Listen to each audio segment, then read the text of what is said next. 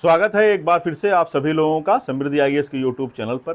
पिछली वीडियो में आपने देखा कि मैंने कैसे इस बात की चर्चा की कि कमीशन आयोग की लेटेस्ट जो है रणनीति क्या है, वो कैसे अपने प्रश्नों को पूछ रहे हैं, कितने कितने किस किस सेगमेंट से कितने कितने प्रश्न आपको देखने को मिलते हैं। अब मैं बात कर रहा हूं अपनी रणनीति की, जो मेरी रणनीति है कि इस रणनीति को आप जो है करके इसको समझ के इस पे ध्यान दे करके आप जो है आरओ में अपनी सफलता सुनिश्चित कर सकते हैं, एक सीट अपने लिए बुक कर सकते हैं निश्चित रूप से। तो चलिए ज़्यादा देर ना करते हुए हम बात करते हैं बेहतरीन रणनीति पे, टारगेट आरओ की रणनीति पर, कि आप कैसे जो है किस किस सेगमेंट को कितना कितना ध्यान से पढ़ेंगे। मैंने पहले ही आपको बताया है कि कोर जीएस आपका जरूर तैयार होना चाहिए। तो कोर जीएस में सबसे पहले हम बात करते हैं इतिहास की। तो आपको पता है कि इतिहास में 3 सेगमेंट से प्रश्न आते हैं, प्राचीन कालीन इतिहास से, मध्यकालीन इतिहास से, आधुनिक इतिहास से।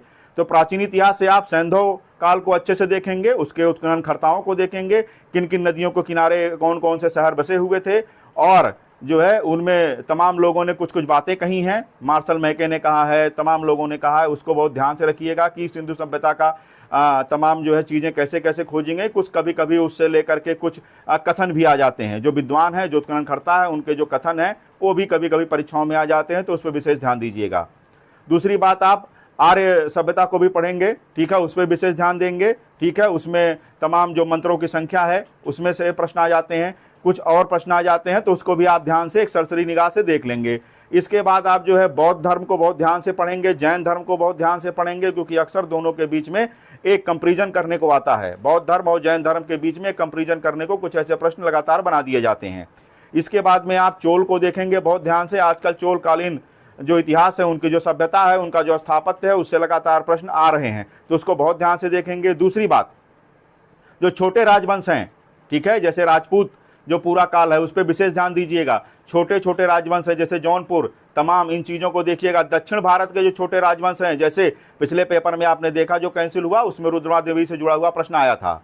तो दक्षिण भारत के छोटे राजवंश, उत्तर भारत के छोटे राजवंश, उनके पहले राजा, अंतिम राजा, उनके स्थापत्य, बंगाल में, ठीक है, लगातार सोना मस्जिद बार बार परीक्षा में बना हुआ है, तो बंगाल के स्थापत्य आप देखेंगे, जौनपुर के स्थापत्य देखेंगे, यूपी के स्थापत्य आप देखेंगे, उत्तर प्रदेश विशेष में भी देखेंगे, इतिहास का भी ये चैप्टर है उसमें भी ये जुड़ा हुआ है। तो इस तरीके से आप जो है प्राचीन इतिहास को कवर करेंगे। अब हम बात करते हैं मध्यकालीन इतिहास की। मध्यकालीन इतिहास में आप पूरा सल्तनत पढ़ेंगे, सल्तनतकालीन अर्थव्यवस्था पे विशेष ध्यान देंगे, उसके प्रशासन पे विशेष ध्यान देंगे, और उसकी जो अर्थव्यवस्था थी सल्तनतकालीन की उस पर विशेष ध्यान देंगे। मुगल प्रशासन पे बहुत विशेष ध्यान देंगे आप, स्थापत्य पे विशेष ध्यान देंगे, उनकी अर्थव्यवस्था पे विशेष ध्यान देंगे, ठीक है। और उन्होंने खासकर अकबर ने जिन जिन क्षेत्रों को जीता, तो अकबर का जो पूरा एक सेगमेंट है उसको देखेंगे। अकबर ने जो अनुवाद विभाग की स्थापना किया था उसको देखेंगे, किन किन पुस्तकों का अनुवाद किया गया इसको देखेंगे, ठीक है। तो ये पूरा जो सेगमेंट है, और स्थापत्य और कौन कौन से यात्री मुगल काल में आए, ठीक है, यात्रियों का एक जो पूरा विवरण है उसको देख लीजिएगा, प्राचीन से लेकर आधुनिक तक। खासकर जो है विजयनगर में जो आए उनसे प्रश्न आता है, मुगल काल में जो आए उनसे प्रश्न आता है, हुएन सांग, फांगह्यान, मनुची, इन सबको बहुत ध्यान से देखिएगा, लगातार हो सके तो इनका एक नोट्स बना लीजिएगा। इसके बाद बात करते हैं हम लोग आधुनिक इतिहास की। आधुनिक इतिहास में आप जो है राष्ट्रीय आंदोलन को बहुत ध्यान से पढ़ेंगे, क्योंकि आपके पाठ्यक्रम में लिखा गया है इतिहास प्लस राष्ट्रीय आंदोलन। राष्ट्रीय आंदोलन पर विशेष एम्फेसिस जो है कमीशन ने किया है, तो राष्ट्रीय आंदोलन पर बिल्कुल आप ध्यान से पढ़ेंगे। और राष्ट्रीय आंदोलन में खासकर 1857 से लेकर 47 तक एकदम आप उसको चाट जाएंगे, दीमक की तरह चाट लेंगे आप, बिल्कुल भूलने, आपके जेहन में घुस जाए, आपके जीन्स में घुस जाए, इस तरीके से आप चीज़ों को पढ़ेंगे। इसके बाद में हम बात करते हैं अब भूगोल की, कि भूगोल से कितने प्रश्न आते हैं। तो इतिहास से कम आपके 25 प्रश्न आएंगे, और 25 में आपकी कोशिश ये होनी चाहिए कम से कम 20 प्रश्न तो आपके एकदम सही होने चाहिए, तभी आप जो है इस प्रतिस्पर्धा में, गलाकाट जो प्रतिस्पर्धा है उसमें आप सफल हो पाएंगे। दूसरी बात, अब मैं बात करता हूं भूगोल की, उसमें से लगभग 21-22 प्रश्न तो आते ही आते हैं। तो उसमें आप भौतिक संरचना देख लेंगे, मानव भूगोल देख लेंगे, अपवाह तंत्र देख लेंगे, मानसून देख लेंगे, वन देख लेंगे, मिट्टी देख लेंगे। वन से जो उत्तर प्रदेश के वन, उससे भी प्रश्न आता है, भारत के वन, उससे भी प्रश्न आता है, वन संसाधन, लगातार उससे जो जुड़े हुए जितने भी अधिनियम है वनों से, उस पर लगातार प्रश्न आता है। परियोजना आप देखेंगे, कृषि भी देख लेंगे, परिवहन भी देख लेंगे। इतनी सारी चीज़ों को अगर आप कवर करेंगे तो आपको वहां पे समस्या नहीं आएगी एग्जाम हॉल में, ठीक है। कहते हैं कि 60 ग्राम का पेपर 60 किलो की बॉडी को हिला देता है, तो आप ऐसा करिए कि आपकी बॉडी ना हिले, आप पेपर को ही हिला दीजिए हमारी रणनीति के साथ। अब हम बात करते हैं विश्व भूगोल की। विश्व भूगोल में आप सौर मंडल को देखेंगे, स्थल मंडल को देखेंगे, वायुमंडल को देखेंगे, आर्थिक भूगोल को देखेंगे, मानचित्र पे विशेष ध्यान देंगे। खासकर यूरोप में, यूरोप इस समय अस्थिर दौर से गुजर रहा है, तो यूरोप में जितने भी छोटे छोटे सागर हैं, ठीक है, पूरब से पश्चिम, उत्तर से दक्षिण, उनको आप देखेंगे। उनके किनारे जितने भी छोटे देश बसे हुए हैं, उनकी राजधानियां, इसको आप जरूर पढ़ेंगे।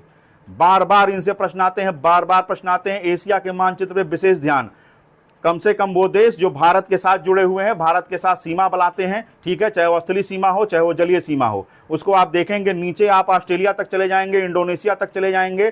खासकर प्रधानमंत्री मोदी जहां जहां की यात्राएं जो है उन्होंने किया है, वो करंट में भी आप जाके देख लेंगे, उनकी राजधानियों के नाम, इसको तो आप जरूर पढ़ेंगे। इसके बाद अब हम बात करते हैं संविधान की। कम से कम 18 से 20 क्वेश्चन संविधान से आपको मिलता ही मिलता है, और ये ऐसा सेगमेंट है संविधान जिसमें आप कम मेहनत करके ज्यादा पा सकते हैं।